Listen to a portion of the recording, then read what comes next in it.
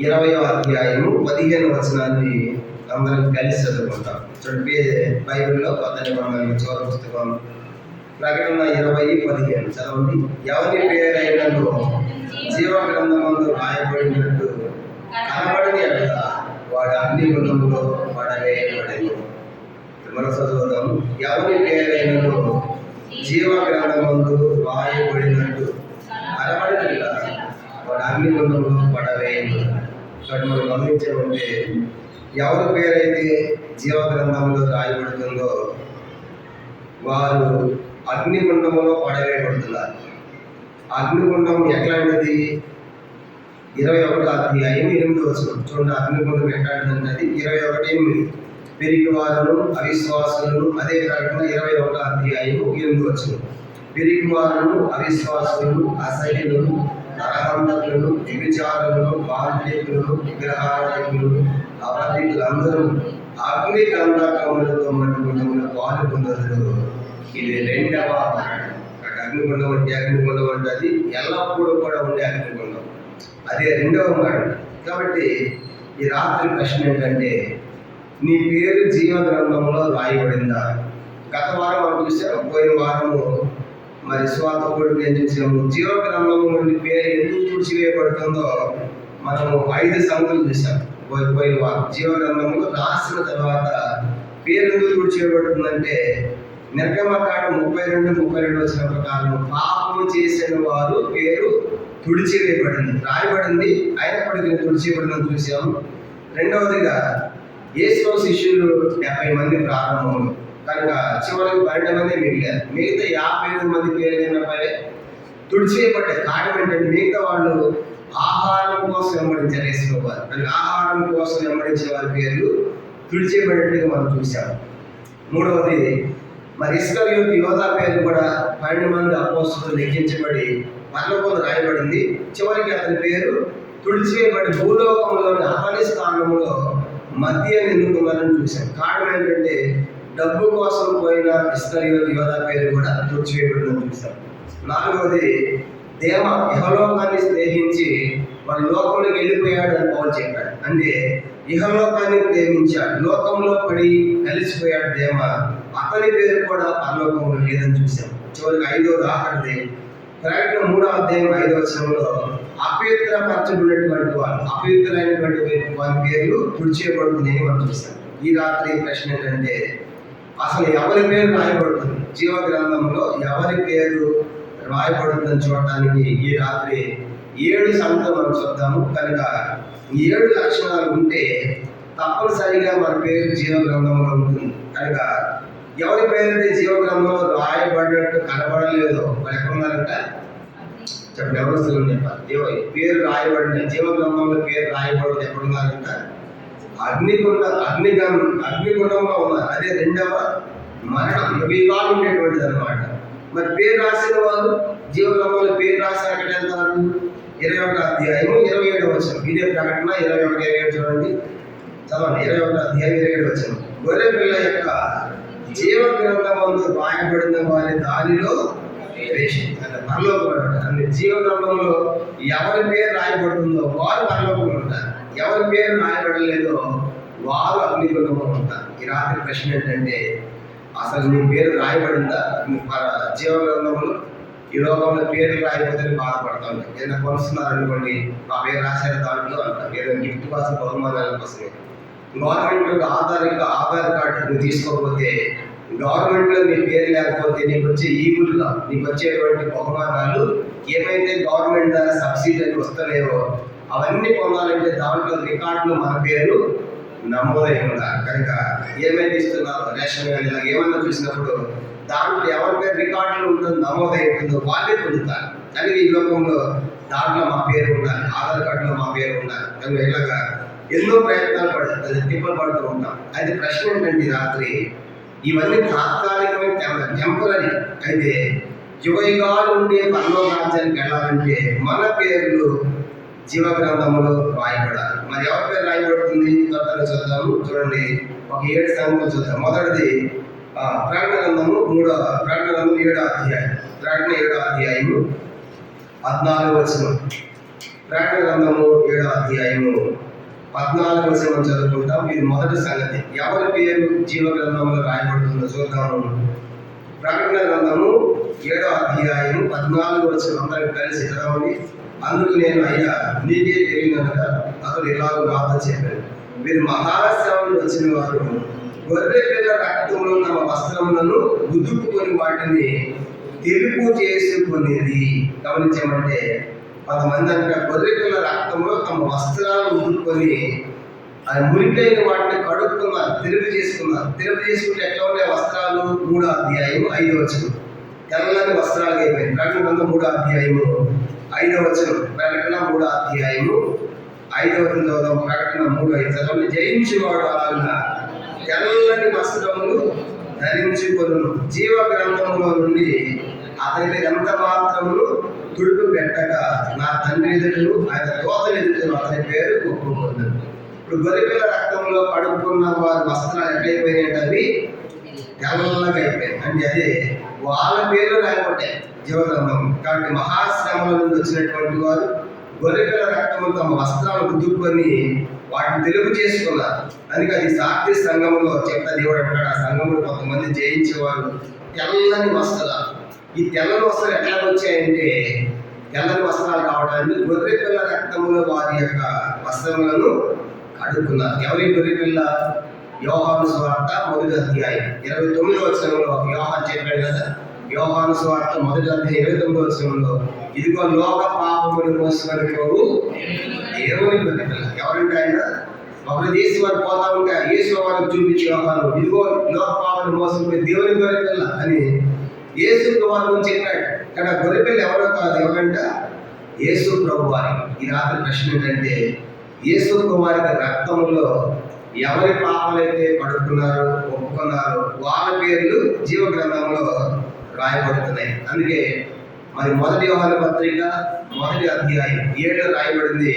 1వ యోహాను పత్రిక 1:7 ఏమని రాయబడింది? యేసు రక్తము ప్రతి పాపం నుండి మనల్ని కడిగి పవిత్రంగా చేస్తుంది. అలా చేయాలంటే ఏం చేయాలి మనము? అది 1వ యోహాను 1:9. మన పాపలను మనము ఒప్పుకొని వెళ్ళాలి. ఆయన నమ్మదగిన వాడు, నీతివంతుడు కనుక మన పాపలను క్షమించి సమస్త దుర్నీతి నుండి మనల్ని పవిత్రులుగా చేయాలి. అది నా దేవస్థలుగా నీ పేరు జీవనంలో రాయబడలేదంటే అర్థం ఏంటంటే నువ్వు పాపంలో ఉన్నావు. ఇంకా నీ పాపాలు క్షమించబడ్డావు. నీ పాపం యేసు మీద ఒప్పుకోలేదు, పశ్చాత్తాపడలేదు. కనుక అలా యేసు మీద పాపం ఒప్పుకోకుండా ఆయన రక్తంలో కడగబడకుండా తెల్లని వస్త్రాలు లేకుండా నీ పేరు జీవనంలో రాయబడటము అసాధ్యం. కాబట్టి రాత్రి మనం ప్రశ్న వేసుకోవాలి, నా పేరు జీవనంలో రాయబడాలంటే నా పాపములు క్షమించబడాలి. మలాకి గ్రంథం 3వ అధ్యాయము 3వ అధ్యాయము 16వ వచనం. మలాకి గ్రంథము 3వ అధ్యాయం అందరూ కలిసి 16వ ఒక గ్రంథాన్ని దేవుడు రాస్తున్నాడు. మలాకి గ్రంథము 3వ అధ్యాయము 16వ వచనం.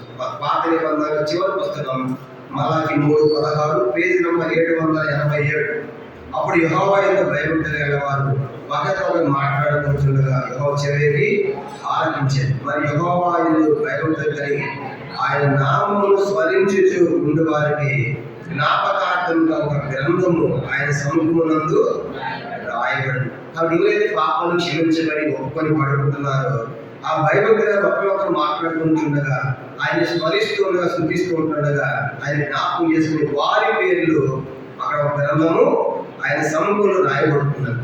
కానీ రాత్రి అవసరంగా ఇంకా మీ పాపములు ఉంటే మీ పేరు జీవగ్రంథంలో రాయబడలేదు. జీవగ్రంథంలో రాయబడి కనబడకపోతే అగ్నిగుండానికి వెళ్తారు. అది 2వ మరణం, యుగయుగాలు ఉంటుంది. అగ్ని ఆత్మ, పురుగు చావు, ఆకలి, వేదన, బాధ, ఆ భయంకరంగా తప్పించుకోవాలంటే రాత్రి మన పేరు జీవనం రాయబడినట్లుగా యేసు కుమార్ యొక్క రక్తములో మన ప్రతి పాపాన్ని మనం కడుక్కొని ఒప్పుకొని విడిచిపెట్టబడినటువంటి వారు ఉండాలని ప్రభు కోరుతున్నారు. ఇది మొదటి ప్రాముఖ్యమైన సంగతి. కాబట్టి పాపమును యేసు ప్రభు క్షమించాలని కోరుతున్నాడు. పాపిని ఆయన ప్రేమిస్తున్నాడు కనుక ఆయన పాపాన్ని ఆయన ద్వేషిస్తున్నాడు. ఏంటి పాపం అంటే మనం బైబిల్ సెలవిస్తూ ఉంది. మరి 1 రాజులు 8వ అధ్యాయం 46 చెప్పబడింది, పాపము చేయని వాడు ఒక్కడును లేడని చూస్తాం. రోమపత్రిక 3వ అధ్యాయం 11 చెప్పాడు. రోమ 3:11 నీతిమంతుడు లేడు, ఒక్కడు లేడు, గ్రహించేవాడు లేడు, దేవుని వెతకవాడు లేడు, అందరూ త్రోత వేగంగా పనికి మాలిన వారైనా అని చూస్తాం. ప్రసంగి 7:20 రాయబడింది, పాపము చేయక మేలు చేయొచ్చు నీతిమంతుడు భూమి ఒక్కడు కూడా లేడు. అందుకే ఏ భేదం లేదు, అందరూ పాపం చేసి దేవుని మహిమను పొందలేకపోతున్నారు. కానీ రాత్రి ఆ జాబితాలో ప్రతి మనిషి ఉన్నారు.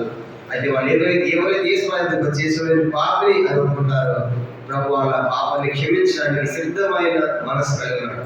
కీర్తన 86:5 చెప్పబడింది. 86:5 ప్రభువును క్షమించడానికి సిద్ధమైన మనసు కలిగి ఆయన క్షమించడానికి కోరుతున్నాడు. అయితే నువ్వు వచ్చి పశ్చాత్తాపడితే చాలు. యేసు అనే పాపం అంటే ఆయన క్షమిస్తాడు. అప్పుడు నీకు తెల్లని వస్త్రాలు వస్తాయి. నీ పాపం క్షమించబడితే జీవ గ్రంథంలో నీ పేరు రాయబడి పరలోక రాజ్యంలో ఉంటావు. ఇది మొదటి ప్రాముఖ్యమైన సంగతి. రెండో చూద్దాం, చూడండి. ఎవరి పేరు జీవం రాయబడుతుంది? జీవ గ్రంథంలో మన పేరు రాయబడడానికి మనం చేయవలసిన రెండో పని ఫిలిప్పీయులకు రాసిన పత్రిక 4వ అధ్యాయం. ఫిలిప్పీయులకు రాసిన పత్రిక అపోస్తలుడైన పౌలు ఫిలిప్పీయులకు రాసిన పత్రిక 4వ అధ్యాయం మనం చదువుతాము. 2వ వచనం, 4వ అధ్యాయం 3వ వచనం. ఫిలిప్పీయులకు రాసిన పత్రిక అపోస్తలుడైన పౌలు ఫిలిప్పీయులకు రాసిన పత్రిక 4వ అధ్యాయం 3వ వచనాన్ని అందరూ చదువుతాం. చదవండి. అవును, నిజమైన సహకారి ఆ స్త్రీలు ప్రేమితోను నా ఇతర సహకారులతోను సువార్త పనులు నాతో కూడా ప్రయాసపడ్డవారు కనుక వారికి సహాయం చేయమని నిన్ను వేడుకొంచున్నారు. ఆ సహకారుల పేర్లు జీవ గ్రంథంలో రాయబడి ఉన్నవి. చూసారా? కనుక ఎవరి పేరు జీవ గ్రంథంలో రాయబడుతుందంటే దేవుని పని సువార్త చేసేవారు. కనుక దైవ సేవకులు కావచ్చు, నాయకులు కావచ్చు, బోధకులు కావచ్చు. అలా దైవ సేవకులు దేవుని యొక్క పని ఎవరు చేస్తున్నారో దేవుని పని చేసేటువంటి వారికి మనం సహకారులుగా ఉండాలి. వారికి మనం సహకారం అందించాలి. కనుక దేవుని పనిలో ప్రయాసపడాలి, సువార్త చెప్పాలి. సువార్త చేసేవారు కూడా మనము సహకారులుగా ఉండాలి. కనుక ఎవరైతే దేవుని పనికి సహకరిస్తారో దేవుని సేవకులకు, దేవుని పరిచయకు కనుక ఎవరు సహకరిస్తారో వారి పేర్లు జీవ గ్రంథమందు రాయబడుతున్నట్టుగా మనం చూస్తాం. కానీ రాత్రి నిజంగా మనం దేవుని పనికి సహకరించే వాళ్ళ మీద, దేవుని సేవకులకు, దేవుని పరిచయకు, దేవుని సువార్తకి మనము సహకరించే వారికి ఉంటే కనుక కొన్నిసార్లు తప్పనిసరిగా మన పేరు రాయబడుతుంది. చాలాసార్లు మనం ఏమనుకుంటామంటే నేను సువార్త ఇస్తేనే, స్వార్థ పత్రిక ఇస్తేనే నాకు బహుమానం అనుకుంటాం. ఇప్పుడు అందరూ స్వార్థ పత్రిక ఇస్తుంది, మరి టిఫిన్ చేసేవాడు ఎవరు ఉండాలి? అందరూ టిఫిన్ చేసి స్వార్థ చెప్పేవాడు ఎవరు ఉండాలి? అందుకే దేవుని పని జరుగుతున్నప్పుడు అన్ని పనులు ఉంటాయి. కనుక నువ్వు స్వార్థ పత్రిక ఇచ్చిన బహుమానం ఉంటుంది. ఇక్కడ మందిరంలో నీళ్ళు పోసినా, టిఫిన్ చేసినా, వడ్డించినా, కడిగినా ఇది కూడా బహుమానం. చాలాసార్లు ఏమనుకుంటా ఉంటే ఆ స్వార్థ నేను తర్వాత ఇవ్వాలి, అప్పుడే నాకు బహుమానం అనుకుంటాం. కనుక చాలా విరుద్ధమైంది. కనుక అని స్వార్థ చెప్పదని నేను చెప్పడం లేదు. దేవుని పని జరిగేటప్పుడు ఎన్నో రకాల పరిచర్యలు ఉంటాయి. అన్ని పరిచర్యల్లో ఎవరి పని వాళ్ళు తప్పనిసరిగా చెయ్యాలి. చాలాసార్లు మన సంఘం నేను గమనించేది ఏంటంటే నేనే స్వార్థం పోతా, నేను టిఫిన్ దగ్గర ఉండదు కనుక నేను పత్రిక ఇస్తే ఆయన మాట్లాడుకుంటాను. నువ్వు పత్రిక ఇచ్చి మారిన బహుమానాలు అదే బహుమానం. ఇక్కడ ఇంట్లో మందిరంలో ఉండి ఇక్కడ చేసే పని కూడా బహుమానం కూడా ఒకటే. అర్థమైందా? కాబట్టి చాలాసార్లు మనము ఈ నిర్లక్ష్యం పెడతాం. మరి అందరి పని ఎవరు చేయాలి? కాబట్టి ఆలోచించాలి. అదే యూత్ క్యాంప్ జరుగుతూ ఉంటే అబ్బాయి చైన్ ప్రార్థన జరుగుతూ ఉంటే చైన్ ప్రార్థన చేసే వాళ్ళకి బహుమానం అది. స్వార్థ వాకింగ్ చెప్పేవాడు, శైలిగా చెప్పేవాడు కాదు. కింద నీళ్ళు నింపుతూ ఉంటారు, బాతులు కడుతూ ఉంటారు. ప్రతి ఒక్కళ్ళు కూడా అందరికీ జీతం ఒకటి. కాబట్టి ఆయన నీకు ఇచ్చిన పనులు చేయాలి, నీ సహకారంగా ఉండాలి. అంతేగాని ఆ పని గొప్పదనుకోకూడదు. కానీ రాత్రి రెండో తలంపు ఏంటంటే దేవుని సువార్త చేసేటువంటి వారికి, నాయకులు, సేవకులైనటువంటి వారికి తప్పనిసరిగా మన సహకారాన్ని సువార్త పనిలో సహకరించేవాడిగా, సువార్త పనిలో ప్రయాసపడే వారికి మనం ఉండాలి. అందుకే యేసు ఉన్న టైంలో కూడా యేసు వారికి చాలా మంది సహకరించారు. లోకాసు వార్త 8వ అధ్యాయం. లోకాసు వార్త యేసు వారు సువార్త పనిచేయడం చేస్తూ ఉంటే ఆయనకు కావాల్సిన వసతులు ఏర్పాటు చేయడానికి బహుశా ఆహారం కావచ్చు, ఉపచారం చేశారంట. చూడండి, ఆయనకు సహకారులుగా ఉన్న లోకాసు వార్త 8వ అధ్యాయం 2వ వచనం. లోకాసు వార్త 8వ అధ్యాయం 2వ వచనం చదవండి. వీరును ఇతరుల అనేకులను తమ కలిగిన ఆస్తితో వారికి ఉపచారము చేయించి వచ్చింది. పైన మొదలు చదివి బాగుంటుంది. మొదటి 3 వచనాలు లూకాసు వార్త 8వ అధ్యాయము మొదటి 3 వచనాలు. వెంటనే ఆయన దేవుని రాజ్య సువార్త తెలుపుచు ప్రకటించు ప్రతి పట్టణంలోను ప్రతి గ్రామంలోను సంచారము యేసువారు అనేక ప్రాంతాల సువార్త ప్రకటిస్తున్నారు. సంచారం చేస్తూ ఉండగా ఏం జరిగింది? 12 మంది శిష్యులను అపవిత్రాత్మలు వ్యాధులు పోగొట్టబడిన 100 స్త్రీలను అనగా 7 దయ్యములు వదిలిపోయిన మగ్గులేని అనబడిన మరియు హేరోదు యొక్క బుధనకుడు పూజ భార్య యోహన్నాయి సూసన్నాయి ఆయనతో కూడా ఉండి ఇస్త్రీ ఏం చేస్తున్నారు? ఆయనతో ఉండి యేసు సువార్త ప్రకటిస్తున్నారు. దేహాలు వెళ్ళగొడతా ఉంటే ఏం చేస్తున్నారు? 3వ వచనం. వీరును ఇతర అనేకులు తమ కలిగిన ఆస్తితో వారికి ఉపచారం చేయించి వచ్చి చిన్న ఉపచారం కింద పుట్టినట్లు నాలుగేసి ఆయనకు పరిచారము చేసిరి. అంటే అర్థం ఏంటి? ఈశ్వరుడు కావాల్సిన వసతులు, భోజనం కావాల్సిన ఆహారం కావచ్చు, కనుక ఆయనకి ఏం పరిచయం చేయాలో ఆయన పరిచయం చేశారు. కాబట్టి యేసు ప్రభువారు కూడా ఈ లోకంలో సహకరించిన స్త్రీలు మనకు కనబడుతున్నారు. కానీ రాత్రి మనం దేవుని సేవలు సహకరించాలి, సువార్తకి సహకరించాలి, దేవుని పనికి సహకరించాలి. అట్లాగనే కొన్నిసార్లు పేదలు ఉంటారు సంఘంలో, పేదలు. కనుక పేదలు ఉన్నప్పుడు వాళ్ళకు కూడా మనం సహకారం అందించి సహకరించాలట. రోమపత్రిక 15వ అధ్యాయం. యెరూషలేములో పేదలు ఉన్నప్పుడు విశ్వాసులైన వారు ఏం చేస్తున్నారంటే ఆ పరిశుద్ధులైన పేదలకి సహకారాన్ని పంపిస్తున్నారు. కొన్నిసార్లు ఆర్థికంగా కూడా మనము సహకారం అందించాలి. రోమపత్రిక 15వ అధ్యాయం 25-26 వచనాలు. రోమపత్రిక 15వ అధ్యాయం 25-26 వచనాలు.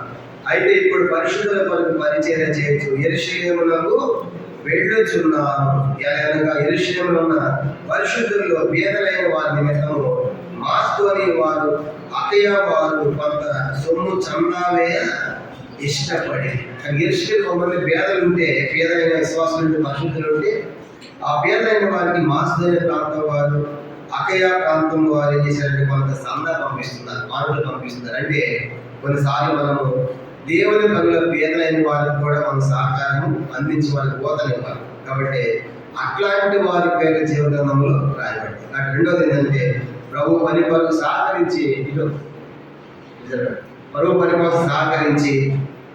ఆయన పని చేసి కనుక ఎవరైతే దేవుని పనిలో మరి చేస్తున్న వాళ్ళకి మనం సహకారం అందించే వారు ఉన్నప్పుడు తప్పనిసరిగా మన పేర్లు కూడా జీవగ్రంథంలో రాయబడినట్టు మనం చూస్తాము. ఇది రెండవ ప్రాముఖ్యమైన సంగతి. మొదటిది యేసు వారి రక్తంలో మన పాపాలు కడుక్కోవాలి, కానీ గొర్రెపిల్ల రక్తంలో తెల్లం చేసుకోవాలి, వారి పేరు రాయబడుతున్నాయి. రెండవదిగా అలా పాపం కడగబడిన మనము మన పాపం కడగబడిన తర్వాత ప్రభు యొక్క పనిలో సువార్థికులు సేవకులకు మనం సహకారంగా ఉండాలి. కనుక అంత మాత్రమే కాదు, కొన్నిసార్లు అవసరమైతే భౌతికమైన సహాయాన్ని కూడా అందించాలి, పేదలు అందించాలి.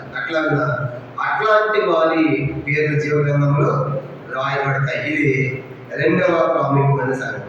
మూడవ చూద్దాము, చూడండి ఎవరి పేరు రాయబడుతుంది జీవగ్రంథంలో. మూడవది ప్రకటన గ్రంథము 13వ అధ్యాయం. ప్రకటన 13వ అధ్యాయము. ప్రకటన గ్రంథం 13వ అధ్యాయము 8వ వచనం చదువుకుంటాం. ప్రకటన గ్రంథము 13వ అధ్యాయము 8వ వచనాన్ని కూడా అందరూ చదువుతాం. ప్రకటన గ్రంథం 13వ అధ్యాయము 8వ వచనం చదవండి. భూనివాసులు అందరూ అనగా జగత్పతి మొదలుకొని వధింపబడి ఉన్న గొర్రె పిల్ల యొక్క జీవ గ్రంథం అందు ఎవరి పేరు రాయబడలేదో వారు ఆ మృగమునకు నమస్కారము చేయుదురు. గమనించామంటే ఎవరి మృగం అంటే ఈ మృగము రోమా సామ్రాజ్యం. ఎవరంటే ఈ మృగము రోమా సామ్రాజ్యం. కాబట్టి ఇది అన్నిటిని మించి ఉంది. 13వ అధ్యాయం మొదటి 2 వచనాలు.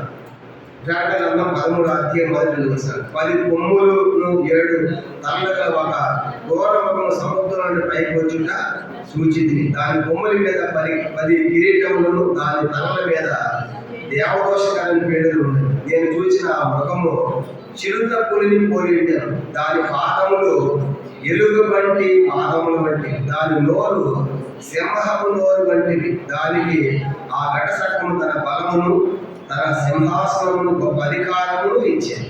ఇప్పుడు చూడండి, చిరుత పులి ఒక సామ్రాజ్యము, తర్వాత ఎలుగు వంటి మరొక సామ్రాజ్యము, తర్వాత సింహం మరొక సామ్రాజ్యం. ఇవన్నీ చూపిస్తాను బైబిల్ మధ్య దాని చెప్పినప్పుడు చెప్పాను. అయితే చిరుతపులి ఒకటి, సింహం వేరుగా ఉంది, తర్వాత ఎలుగుబంటి వేరుగా ఉంది, తర్వాత ఎలుగుబంటి, తర్వాత సింహము, చిరుతపులి ఇవన్నీ వేరు వేరుగా ఉన్నాయి. ఇప్పుడు ఒకే దాంట్లో 3 ఉన్నాయంట. ఆలోచించండి, ఒకే దాంట్లో ఏమన్నాయి? ఒకే దాంట్లో ఎలుగుబంటి కనపడుతుంది, ఆ ప్రతిమలు, దాంట్లోనే సింహం ఉంది, దాంట్లోనే చిరుతపులి కూడా ఉంది. ఇప్పుడు ఎంత భయంకరంగా ఉంటుంది! ఒక పులి చూసిన పరిగెడితే దాంట్లోనే పులిలోని సింహం, ఎలుగుబంటి అన్నీ ఉంటాడు. నీకు ఎంత భయంకరంగా ఉండాలి అంటే దాని అర్థం ఏంటంటే ఈ సామ్రాజ్యాన్ని అన్నిటికంటే మించింది పవర్ఫుల్ అయింది ఏంటంటే రోమా సామ్రాజ్యం. అదనమాట పూర్వం. అంటే ఇవన్నీ దాంట్లో ఉంటాయి. ఈ నకలు, ఈ ఆడవాళ్ళు అంటే దాంట్లో గ్రీకులు ఉంటారు, రోమీలు ఉంటారు, బబులోనీలు ఉంటారు. ఎన్ని సామ్రాజ్యాలన్నీ కలిసి వాటిలో సంగతులన్నిటి నింపబడింది రోమా సామ్రాజ్యం. ఇది చాలా పవర్ఫుల్ అన్నమాట. అందుకే అది క్రూరభోగం కాదు, ఇనుముతో పోల్చబడింది. ఇక్కడ రాయబడి మాట ఏంటంటే ఎవరిపై రాయబడలేదో వారు ఆ మగం నమస్కారము చేశారు. ఈ లోపల శ్రమల కోసం, కష్టాల కోసము ఆ రోమా సామ్రాజ్యంలో ఆ మృగములకు నమస్కారం చేయడం అంటే దేవుని విడిచిపెడతారు. దేవుని విడిచిపెట్టి రోమా సామ్రాజ్యం క్రూరము గారికి అనేకులు తల వంచే వారికి ఉంటారు కనుక వాళ్ళ పేర్లు రాయబడదు కనుక చాలా విచారం. అది కొంతమంది ఉంటారు, కొంతమంది ఏం చేస్తారంటే క్రూరముగా నమస్కారం చేయకుండా తమ ప్రాణములను ఆయన సైతం పెడతారంట. ప్రాణగ్రంథము 12వ అధ్యాయం చూడండి. ప్రాణగ్రంథం 12వ అధ్యాయము 11వ వచనం. ప్రాణగ్రంథము 12వ అధ్యాయము 11వ వచనం, 12-11 చదవండి. వారి గొర్రెల రక్తమును బట్టి తాము సాక్ష్యం బట్టి వారిని జయించిన వారు కానీ మరణం వరకు తమ ప్రాణములను ప్రేమించిన వారు కొంతమంది ఉన్నారు కనుక వాళ్ళని మరణమైనా సరే కనుక మేము ఆ పూర్వమైన నమస్కారము చేయమన్నారు కనుక వాళ్ళు మరణం వరకు ప్రేమించారు, ప్రాణం ప్రేమించారు. అందుకే మొదటిగా అంటాడు కదా, యూదులను నేను ఆ పని చేయ జాలు అన్నాడు. దానిలో కూడా నేను ఏ మనిషికి ప్రార్థన యెహోవా తప్ప ఎవరు చేయనని ఆయన నిలబడ్డాడు. దాని స్నేహితులు వాళ్ళు కూడా కనుక నిలబడి అంటే అగ్ని గుణంలో వేశారు, ప్రతి నమస్కారం చేయలేదు. అలాగే కొంత శేషం ఉన్నారు. కానీ రాత్రి ప్రశ్న ఏంటంటే ఈ లోకంలో లోక భోగాల కోసం కనుక ఈ ప్రభుత్వాల కోసం మన ప్రవర్తన మారిపోయి తప్పించబడి వారికి లొంగిపోయి సాగిలపడే వారికి ఉంటే భవిష్యత్తులో సరిపోతాయని ఎంతోమంది వాటిని లొంగిపోతారు, ఆ ప్రజలు నమస్కారం చేస్తారు. ఎవరైతే దేవుని విడిచిపెట్టి ఆ ప్రజలు నమస్కారం చేస్తున్నారో వాళ్ళ పేరు జీవగ్రంథంలో రాయబడు. కానీ జాగ్రత్త, దేవుని కోసం మనం నిలబడాలి, దేవుని కోసం మనము అందుకే ప్రాణి ప్రకారం అవసరమైతే తన ప్రాణం ఇవ్వడానికి కూడా వారు సిద్ధపడినట్లుగా మనం చూస్తాం. కనుక ఆ గొర్రెల యొక్క రక్తాన్ని బట్టి మనం చదువుకున్న 11 చదువుకున్నాం కదా, రక్తం బట్టి తమ సాక్ష్యాన్ని బట్టి కూడా వాళ్ళు జయించారు. మరణం వరకు తమ ప్రాణంలో ప్రేమించిన వారు ఈలోపు మేము చనిపోయినా పర్వాలేదు కానీ మేము దేవునికి ఆ నమస్కారం చేయం. అందుకే స్వాముడు ఏమన్నాడు, ఈ లోకంలో దేహము చంపు వారికి భయపడకూడదు కానీ దేహమును ఆత్మను నరకములో నశింపజేయగలవానికి మిక్కిలి భయపడమన్నాడు. కాబట్టి వాడు చంపేది దేహాన్ని, అందుకే అది ఆత్మను చంపలేదు. అందుకే మనం పెద్దవ సమయం చెప్పినప్పుడు ఏమన్నాడు, 2 నిమిషాలు కట్టకూడదు నా దగ్గర, వాళ్ళు మీ దేహాన్ని చంపుతారేమో కానీ నేను 2 నిమిషాలు కట్టకము కలిగినటువంటి వాడు మృతుడై మరలా బ్రతికిన వాడు, మళ్ళీ మీరు బ్రతికిస్తారు. కాబట్టి ఈ రాత్రి జ్ఞాపకం పెట్టుకోవాలి. రెండవదిగా ఈ లోక భోగాల కోసం కనుక వాటికి నమస్కారం చేసి కనుక దేవుని విడిచిపెట్టి వాటిని నమస్కారం చేసే వారికి ఉంటే మన పేరు దాంట్లో రాయబడము. ఇది 3వ ప్రాముఖ్యమైన సంగతి. మొదటిది గొర్రెల రక్తంలో మన పాపములు కడగబడాలి, అప్పుడు రాయబడుతుంది. రెండవదిగా ప్రభు పని కోసం సువార్తలు సహకరించి దేవుని పనిలో దైవ సేవకులకు నాయకులైనటువంటి వారికి మనం దేవుని పనిలో సహకారాలు ఉండాలి, అలాంటి పేరు రాయబడతాయి. మూడవదిగా లోక భోగాల కోసం కనుక భవిష్యత్తులో జరిగే సంగతి ఆ రోమ సామ్రాజ్యాన్ని ప్రతిమ అనేకులు మొక్కుతారు, సాగి నమస్కారం చేస్తారు. వాళ్ళ పేరు రాయబడలేదంటే వాటి వల్ల జాగ్రత్తగా ఉండాలి. కనుక అంటే లోక భాగాలను ఆశించకుండా కష్టమైన శ్రమైన ప్రభు కోసం నిలబడినప్పుడు మన పేరు రాయబడుతుంది. 4వ చట్టం 4వది యోహాను రాసిన ప్రకటన గ్రంథం 3వ అధ్యాయం. ప్రకటన గ్రంథం 3వ అధ్యాయము 4-5 వచనాలు చూడండి. ప్రకటన గ్రంథము 4వ సంగతి చూద్దాము. ఎవరి పేరు రాయబడుతుందంటే చదువుకుంటాము. ప్రకటన గ్రంథము 3వ అధ్యాయం 4-5 వచనాలు అందరూ కలిసి 4. అయితే తమ వస్త్రములను అపవిత్రపరచుకొని కొందరు సార్దీసులో ఎద్ద ఉన్నారు. వారు అర్హులు కనుక తెల్లని వస్త్రాలను ధరించుకుని నాతో కూడా సంచరించారు. జయించి వాడు అలాగే తెల్లని వస్త్రం ధరించుకుని జీవ గ్రంథంలో నుండి అతని పేరు ఎంత మాత్రము తుడిపెట్టక నా తండ్రి ఎదురు ఆయన దోతలు ఎదురు అతని పేరు ఒప్పుకొందును. గమనించంటే సార్దీసులు అంట సార్దీ సంఘంలో వస్త్రములను అపవిత్రపరచుకొని కొందరు సార్దీసులో ఉన్నారు. వారు అర్హులు తెల్లని వస్త్రాలు ధరించుకున్నారు అని గమనించండి. ఏంటి తెల్లని వస్త్రాలు? తెల్లని వస్త్రాలు అంటే ఏం తెలియజేస్తా ఉంది? ఇదే ప్రకటన గ్రంథము 19వ అధ్యాయం చూడండి. ఏంటంటే తెల్లని వస్త్రాలు ప్రకటన 19వ అధ్యాయము 8వ వచనం. తెల్లని వస్త్రాలు అంటే ప్రకటన గ్రంథము 19వ అధ్యాయం. తెల్లని వస్త్రాలు అంటే వాళ్ళు అపవిత్రులుగా కాకుండా జీవిస్తున్నారు, పవిత్రులుగా జీవిస్తున్నారు. ఆ తెల్లని వస్త్రాలు ఏంటి ఇక్కడ చెప్పాడు. ప్రకటన గ్రంథము 19వ అధ్యాయం 8వ వచనం. ప్రకటన 19:8 చదవండి. మరియు ఆమె ధరించుకున్నటకు ప్రకాశమును నిర్మలమైన సర్వకు నానబట్టలు ఆమె ఇవ్వబడిందో అవి పరిశుద్ధుల నీతి క్రియలు. చెప్పండి ఏంటంటే తెల్లని ప్రకాశమైన నిర్మలమైన నానబట్టల వస్త్రాలు ఏంటంటే అవి పరిశుద్ధుల నీతి క్రియ. అంటే మనము నీతి క్రియలు చేయాలి. చాలా నీతివంతులుగా ప్రవర్తన కడగబడిన తర్వాత ఈ లోకంలో అపవిత్రులు కాకుండా నీతిగా జీవించాలి, నీతివంతులుగా జీవించాలి, నీతి క్రియలు చేయాలి. అందుకే కయ్యను గురించి ఏమని రాయబడింది? కయ్యను గురించి చూడండి. మొదటి యోహాను పత్రిక మనం గమనించామంటే 3వ అధ్యాయం. కయ్యూను ఎందుకు మరి హేబెలు చంపాడంటే అక్కడ రాయబడింది. కయ్యూనులో నీతి క్రియలు. మొదటి యోహాను పత్రిక 3వ అధ్యాయం 11-12 వచనాలు. మొదటి యోహాను 3:11-12. మనం ఒకరినొకరు ప్రేమించుకోవాలంటే మొదటి నుండి మీరు ఇది వర్తమానమే కదా. మనం కయ్యూను వంటి వారమై ఉండరా. వాడు దుష్టి సంబంధి తన సహోదరుని చంపండి. వాడు ఎందుకు చంపాను? తన కీలు చెడ్డవియు తన సహోదరుని కీలు నీతియు ఘనమై ఉండేది కనుకనే కదా. కాబట్టి కయ్యూను క్రియలు చెడ్డవి, హేబెలు నీతికి కనుక నీతి క్రియలు చేయాలి. హేబెలు నీతి క్రియలు చేశాడు కాబట్టి నోవా కూడా నీతిని ప్రకటించాడు. హెబ్రీ పత్రిక 11వ అధ్యాయం. ప్రభువుని నమ్మిన భక్తులు చూడండి, హేబెలు నీతిగా ఉన్నాడు, కయ్యూను కూడా నీతిని ప్రకటించాడంట. హెబ్రీ పత్రిక 11వ అధ్యాయం 7వ వచనం చివరిలో రాయబడింది. హెబ్రీ పత్రిక 11వ అధ్యాయం 7వ వచనం.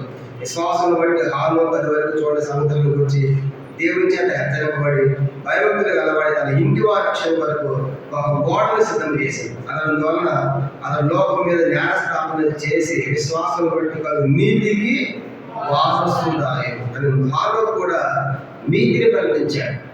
హేబెలు కూడా నీతిగా ఉన్నాడు. కానీ ఈరోజు ప్రభువు నమ్మిన మనము నీతి క్రియలు చేయాలి. పరిశుద్ధుల నీతి క్రియలే ఆ తెల్లని వస్త్రాలు. కాబట్టి ఆ తెల్లని వస్త్రాలు ధరించుకోవడం అంటే తెల్ల బట్టలు వేసుకోవడం కాదు. ఆ తెల్లని వస్త్రాలు అంటే ఆ పవిత్రంగా జీవిస్తూ మనం నీతి క్రియలు చేయాలి. అట్లాంటి వారి పేరు జీవ గ్రంథంలో నమోదవుతుంది. ఇది 4వ ప్రాముఖ్యమైన సంగతి. కాబట్టి నీతి క్రియలు చేసేటువంటి వారు, పవిత్రంగా జీవించేటువంటి వారి పేర్లు జీవ గ్రంథంలో రాయబడుతున్నారు. 5వ చూద్దాం. 5వ చూడండి. 5వ సంగతి ప్రకటన గ్రంథం 21వ అధ్యాయం. ప్రకటన గ్రంథం 21వ అధ్యాయము 27వ వచనం. ఇక మిగతా ఇక్కడ చెప్పండి ఒక వచనంలోని అవి చూసుకున్నాను ముగిద్దాం. ప్రకటన గ్రంథము 21వ అధ్యాయము 27వ వచనం. గొర్రె పిల్ల యొక్క జీవ గ్రంథం మందు రాయబడిన వారి దానిలో ప్రవేశించురు కానీ నిషిద్ధమైనది ఏదైనా అసహ్యమైన దానిని అబద్ధమైన దాన్ని జరిగించువాడని దానిలోనికి ప్రవేశింపకూడదు. కనుక జీవ గ్రంథంలో రాయబడిన వారు ప్రవేశిస్తారు. కానీ ఎవరి పేరు రాయబడలేదంటే నిషిద్ధమైనది. నిషిద్ధమైనది కనుక అంటే నిషిద్ధమైన చేయకూడదు. కనుక నిషిద్ధమైనవి చేసేటువంటి పేర్లు నిషిద్ధమైనవి చేసేటువంటి వారి పేర్లు రాయబడవు. దానికి 5 చెప్పాడు. అసహ్యమైనది ఎప్పుడైతే 6 సంగతి ఏంటంటే అసహ్యం. దేవుడు అసహించుకునే వాటిని మనం అసహించుకోవాలి. కనుక అసహ్యమైన దాన్ని చేసేటువంటి వారి పేరు రాయబడటం లేదు. చివరిగా అబద్ధములు జరిగించేవాడు. కానీ 7వది అబద్ధములు జరిగించే వారి పేరు కూడా ఏం చేయలేదు, అక్కడ రాయబడలేదు. కానీ రాత్రి ఆలోచిద్దాం. కాబట్టి జీవగ్రంథంలో ఎందుకు పేరు రాయబడలేదంటే నిషిద్ధమైంది చేయకుండా ఉంటే మన పేరు రాయబడుతుంది. అసహ్యమైన వాటిని చేయకుండా ఉంటే మన పేరు రాయబడుతుంది. అబద్ధమైంది చేయకుండా ఉంటే మన పేరు రాయబడి మనము పరలోక రాజ్యంలో ఉంటాం. కానీ రాత్రి 7 చూసే మొదటిది, గొర్రెల రక్తంలో పాపాలు కడుక్కున్న వారి పేర్లు జీవగ్రంథంలో ఉంటాయి. రెండవదిగా ప్రభు పని కొరకు సహకరించి సువార్త పనులు సహకరించినటువంటి వారందరి పేర్లు జీవగ్రంథంలో ఉంటాయి. మూడవదిగా లోకభోగాలు ఆశించకుండా కష్టమైన శ్రమైన ఆ ప్రతిమకు నమస్కారం చేయకుండా ఉన్నటువంటి వారు కనుక వారి పేర్లు జీవగ్రంథం రాయబడుతున్నాయి. నాలుగవదిగా తెల్లని వస్త్రాలంటే పరిశుద్ధుల నీతికి జరిగించేటువంటి వారి పేర్లు పరలోక రాయబడుతున్నాయి. ఐదవదిగా నిషిద్ధమైనది చేయని వారి పేరు ఉంటుంది. అసహ్యమైనది ఎవరిలో లేకుండా ఉంటుందో వారి పేరు ఉంటుంది. ఎవరైతే అబద్ధము మరి జరిగించకుండా ఉంటారో వారి పేరు కూడా ఉంటుంది. ఒకటి ఏం జరుగుతుందంట చూడు, ప్రకటన 20 అధ్యాయం 12వ వచనం. ఆ రోజు గ్రంథాలు ఇవ్వబడతాయి. ఏం జరుగుతుందంట ప్రకటన 20 అధ్యాయం 12వ వచనం. ప్రకటన 20:12 చదవండి. మరియు గొప్పవారేమి కొద్దివారేమి వృద్ధులైన వారందరూ ఆ సింహాసనం మీద నిలబడి చూచి అప్పుడు గ్రంథములు విప్పబడను మరియు జీవ గ్రంథములను వేద గ్రంథం విప్పబడను. ఆ గ్రంథముల ఎందుకు రాయబడిన వాటిని బట్టి తమ పేరు చెప్పిన వృద్ధులు తీర్పు పొందేది. అంటే ఏముందంటే తీర్పు ఉంది. ఆ గ్రంథంలో రాయబడిన వాటిని బట్టి గ్రంథాలు విప్పబడతాయి. కనుక అవి గొప్పవారిని కొద్దివారిని కనుక పుడుతున్న అందరూ కూడా సింహాసనం ముందు దేవుని యొక్క సింహాసనం నిలబడతారు. ఆ రోజు గ్రంథాలు విప్పబడతాయి. జీవ గ్రంథం మరో గ్రంథం విప్పబడుతుంది. ఆ గ్రంథంలో ఉన్న వాటిని బట్టి ఏమైతే లిఖించబడిందో మన గురించి వాటిని బట్టి మనము తప్పనిసరిగా తీర్పును పొందేవారు ఉంటాం. కానీ ఈరోజు రాత్రి ఆలోచించాలి, మనం తీర్పులో నిలబడాలి. 17వ అధ్యాయము 8వ వచనం కూడా చూడండి. 17వ అధ్యాయం ప్రకటన 17:8 కూడా చదువు. 17:8 నీవు చూచినది ఆ మర్మం ఉండేది కానీ ఇప్పుడు లేదు. అయితే అది అగాధ జలంలో పైకి వచ్చిన నాశనం కూడా సిద్ధంగా ఉన్నది.